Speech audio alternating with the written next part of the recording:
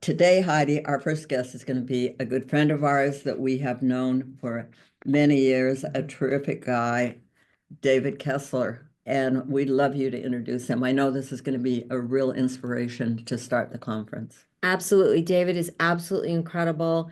He really talks the talk and walks the walk because he did have a son that died and has gone to find hope after loss. And David is a renowned grief expert and author mom.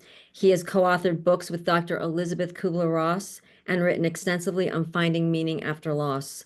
His latest book is Finding Meaning, the Sixth Stage of Grief. David's personal experiences with grief has deeply informed his compassionate approach to helping others. So welcome, David Kessler. Hi, thank you both. Thank you so much. I'm so grateful to be here with you. I'm really honored. It's interesting. I am scrambling, folks. Before everyone came on, the internet went down, and I'm in someone else's place, and the internet went out. And it's fascinating. I'm sure many of you have had this feeling where people go, oh no, we're in trouble. Something went wrong. Those of us who have had to deal with profound loss, when the internet goes out, we're just like, okay, I'll do this on my phone. It's not the worst thing that's ever happened. And I know many of you get that concept if you're here. So I'm so grateful to be here. And I have to tell you, I'm so honored. Thank you, Gloria and Heidi. Just for a million things that you have done over the years. We have a annual grief certificate educator training that I do, and we're about to do it next week. And it's therapists and coaches and people who have wanted to turn their pain into purpose. And when I think about people who have turned their pain into purpose, like a guiding light for all of us has been Dr. Gloria. I mean, just over the years, and just on a personal note, they mentioned my own son dying, my younger son, David. And I'll tell you, as many of you know, when you go through loss, it feels like life is over. And I can tell you, I certainly felt that way. And one of the things that I hope we are for one another is evidence that we continue, that life goes on. And so I want folks to know that literally Gloria, Heidi have been evidence for, I'm sure, millions of people that there is hope after loss. So I just want to say so much to thank folks and thank them. You know, I think about this idea. I want to talk today about how do we grieve in a world that wants us to move on? How do we grieve in a world that wants us to hurry up and get over loss? It's almost an oxymoron, the concept of hurrying grief, hurrying the feelings. And on top of it, we live in a world now that has 5 easy steps for anything. Just go on your social media. Just look at your TikTok, your Instagram, your Facebook, your Pinterest. There's a remedy, a quick fix for everything. And they're all designed to make fixing something look easy. But here's the challenge. We can't fix grief. We can't fix grief mainly because we're not broken. We are not broken. And grief, this part of life that isn't fixable, needs to be sat with and sat in. And it's a whole different paradigm than we're used to. And life more than ever, I think in 2025, feels like it's moving faster. The news is faster. Everything's faster.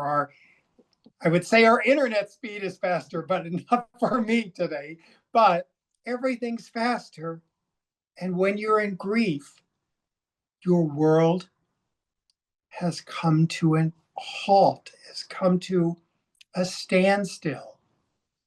And I'll tell you, many of you know my story that when I was 13 years old, my mother was dying in a hospital at the same time that in the hotel where we were across the street, a fire and a shooting started. It turned out to be one of the first mass shootings in the US.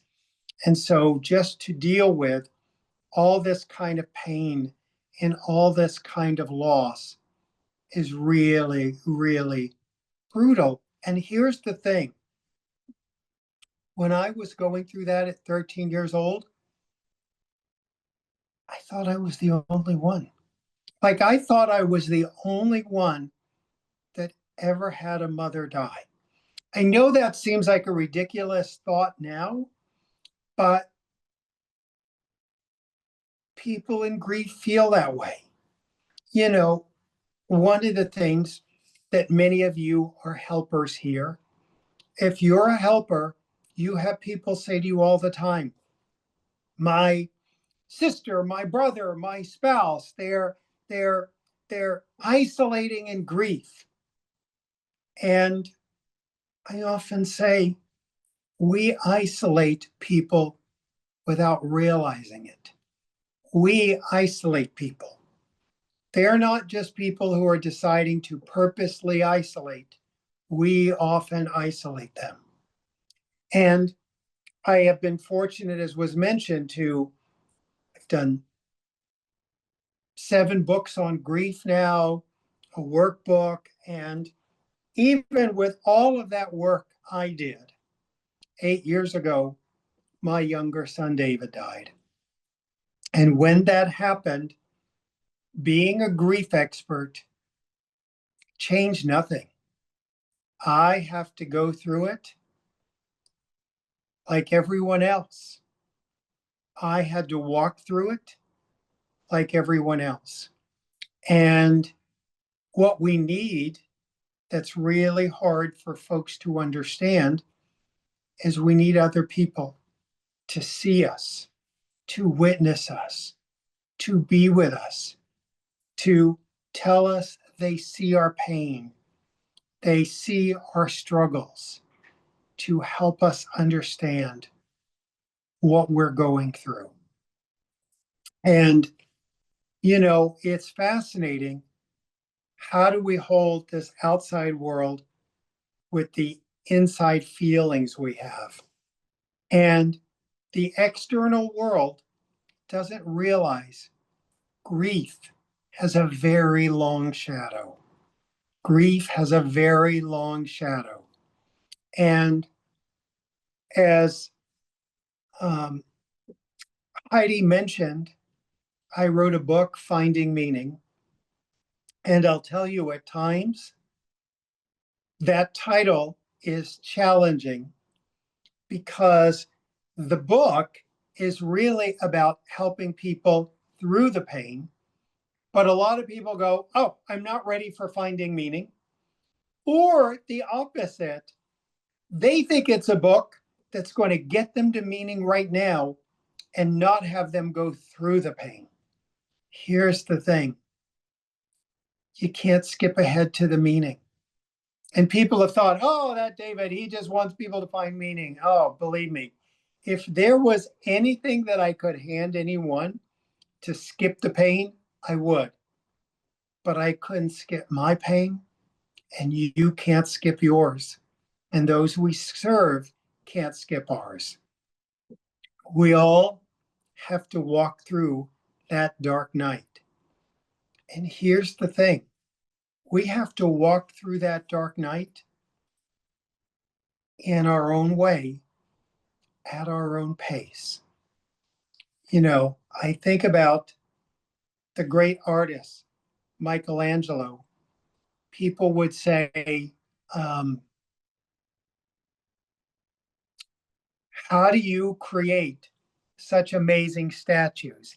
How do you create such amazing statues? And he would say, the amazing statues are already within. My job is just to chip away the excess to reveal what's inside. I think of meaning and hope that way. We have to chip away at the pain, and then the meaning can be revealed on the inside. But you really have to chip away. And I have always loved the title Open to Hope. I think it's so beautiful because they've never said, get hope, be hope, do hope. It's, can you be open to hope? And one of the things in my online Tender Hearts group, we have 26 different groups. And one of those is for folks who are newly bereaved. And I always say for that group, that's the group when you've been thrown into grief and you don't want to hear about hope, you don't want to hear about meaning. Those things come later. And when people tell me in their grief, they have no sense of hope for a life after loss, I often talk to them about the death of their loved one is tragic, that the physical death of their loved one is permanent. But here's the thing, the loss of hope is temporary. The loss of hope is temporary. And I tell people, I will help hold your hope until you can find it again. I have hope for you. And so it's interesting to think about that idea of holding hope for one another, but never forcing hope or meaning on everyone or anyone. People have to find it.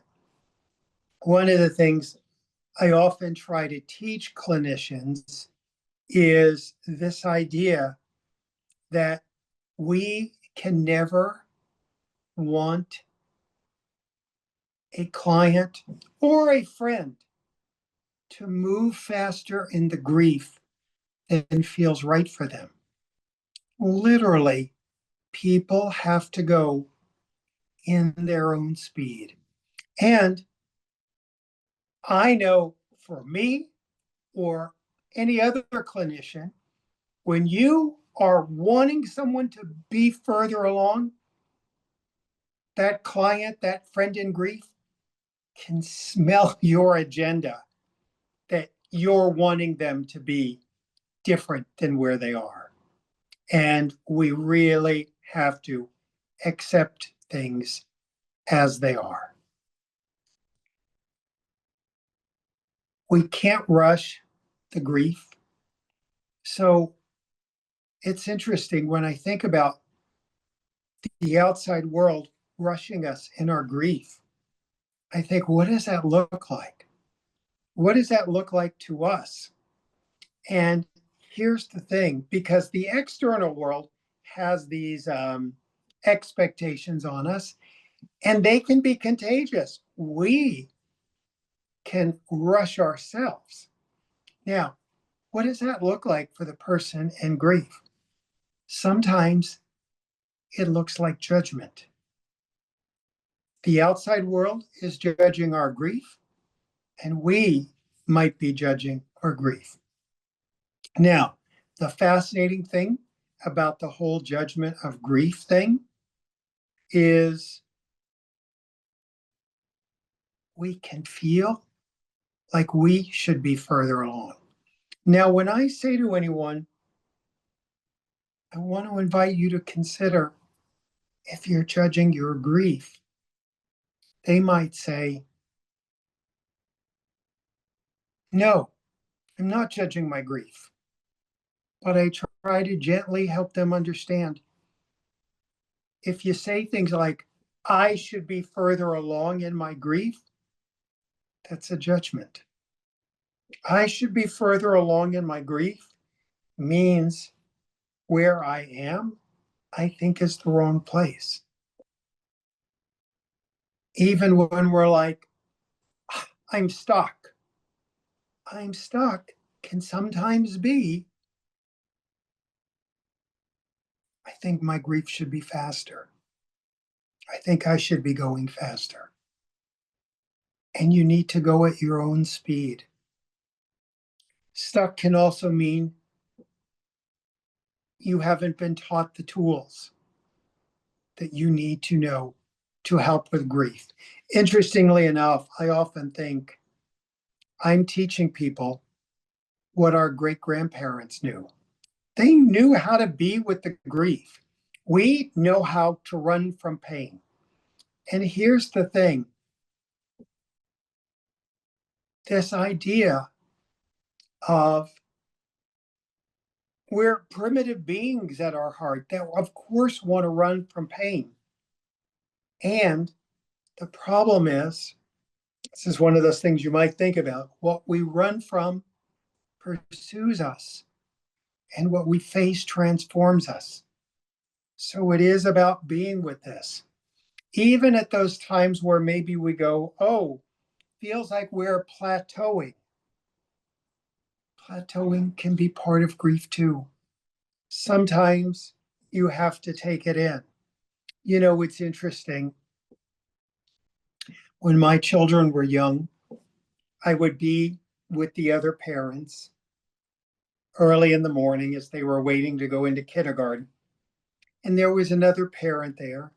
And she knew at the time I had a book coming out. And she got a copy of the book. And she said to me, I read it in the afternoon. It was a quick read. It was basic. I was so hurt. I mean, number one, any of you who are authors or have written things know you. It takes years. You put your heart and soul into it. And she was like, it's a quick read. I read it in the afternoon.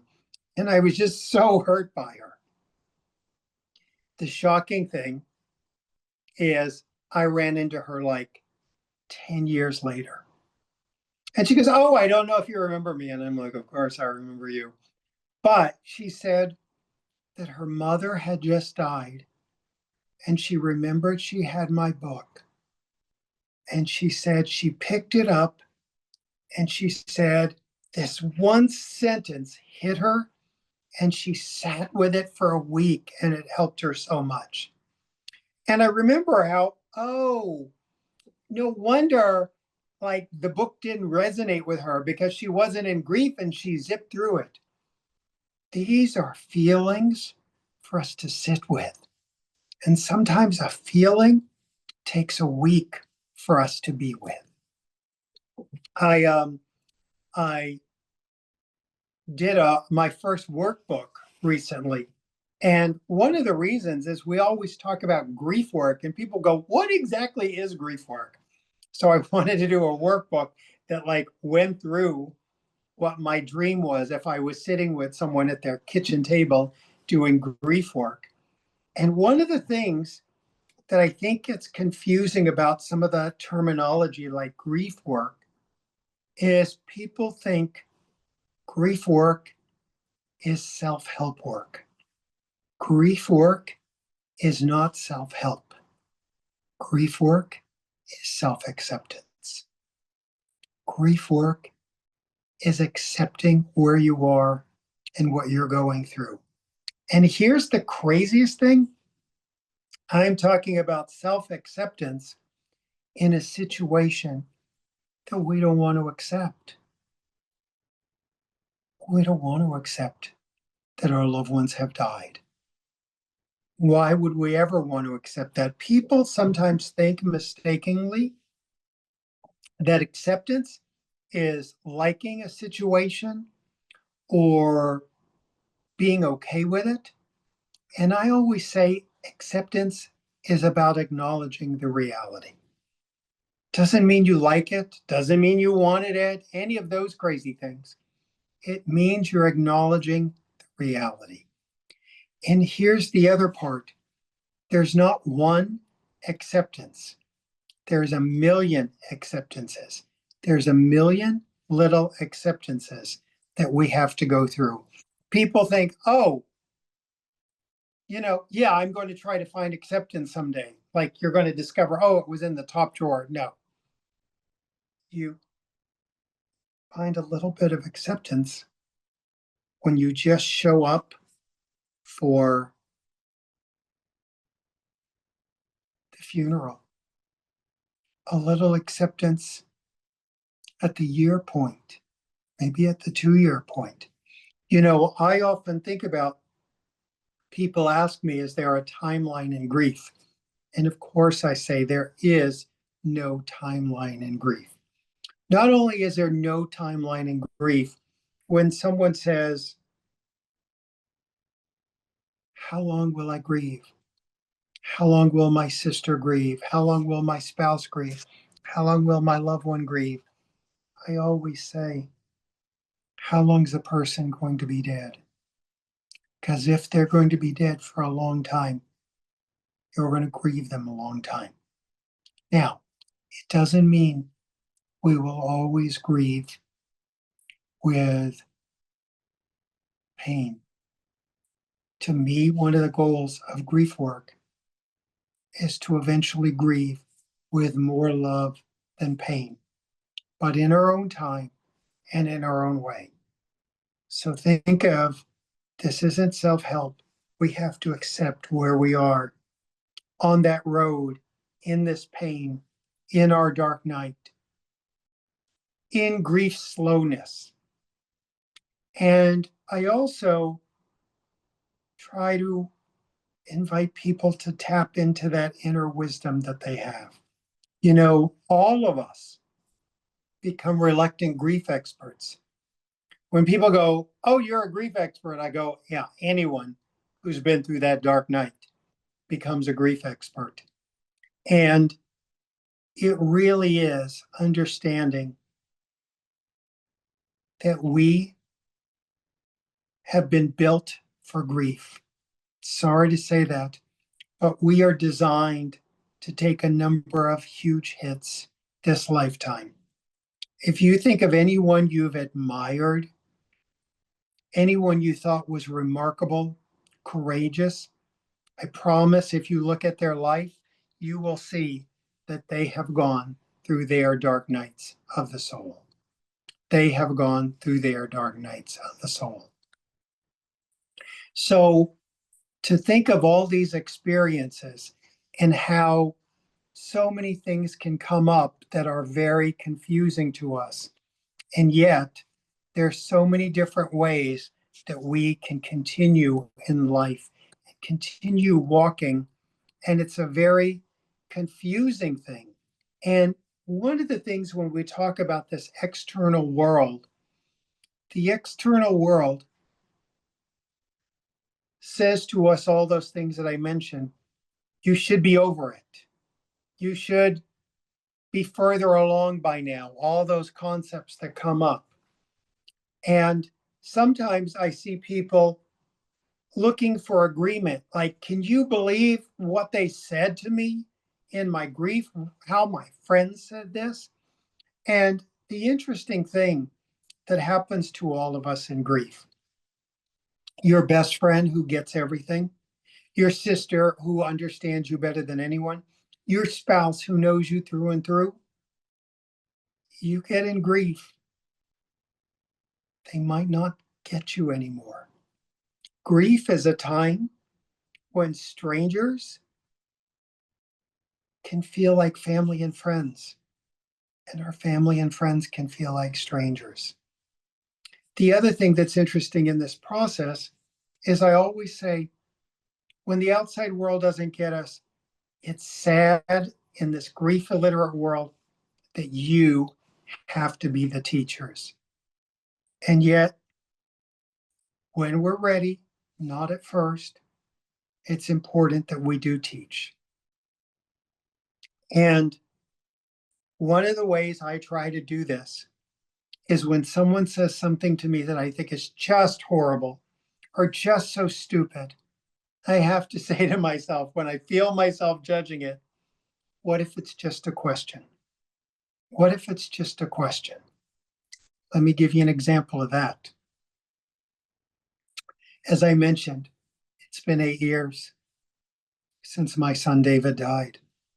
I was at the cemetery and stopped there in the morning.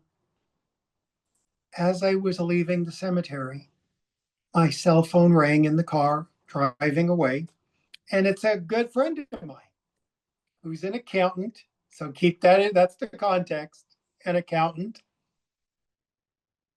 He said, "Hey, what are you up to?" Without thinking, I told the truth. I said, "Oh, I was just at my son's grave, David," who he knew. I was just at David's grave. And he said to me, "Still?" Now, when I heard "still?" question mark, on the inside, I wanted to go, "Yes, still. Do you not?" And I had to rein it in and go, what if it's just a question? And he said, "Still?" And I went, "Yes, still. In fact, I think I'm going to be going to his grave for the rest of my life. That's what grief looks like. I understand it's his body. I understand it's not him, but it's a focal point for me. For some, it might be where their ashes are. But yes, still, that was my way of teaching him about grief for just a moment. Another thing I suggest sometimes is when people say those wrong things, those things that don't make sense, to understand it hasn't happened to them. They don't know. And sometimes I say, ouch, ouch. When you do that, people go, "Oh, what?" And they think about what they just said. Ouch. So keep that in mind. And it's really important that we understand we get to define what our grief looks like. We get to define our experience of trauma and healing. We get to define how we heal. People sometimes think like healing's a bad word, and I'll go, "Oh, because you have a story that healing means forgetting." To me, there's no forgetting in grief. Healing for me means remembering with more love than pain. Remembering with more love than pain. And it means that those losses no longer control us. Another thing that comes up for people as I wrap up, I want to leave you with something really helpful, is disloyalty. We often think about disloyalty, and disloyalty is a very subtle thing we don't realize is happening. And laughing again, smiling again someday when you're ready in your own time actually honors them and honors their memory. And one of the things I wanted to give folks is I have a disloyalty worksheet for free to help you identify a place where you might be disloyal or your clients. So you can find that at disloyaltyworksheet.com. Disloyaltyworksheet.com. I'll make sure I get that right. I do. Disloyaltyworksheet.com, because disloyalty can be really subtle. I want to thank all of you for your time. I've learned that it helped me to help others, to know I'm not the only one, put one foot in front of the other, find a life. Adding hope to the darkness, you start on the trip to recovery. Reach deep down inside and say, I am going to live on. We laugh, we cry, and remember. Hope without action doesn't work. Hope with action can change the world. We always say, if you've lost hope, please lean on ours.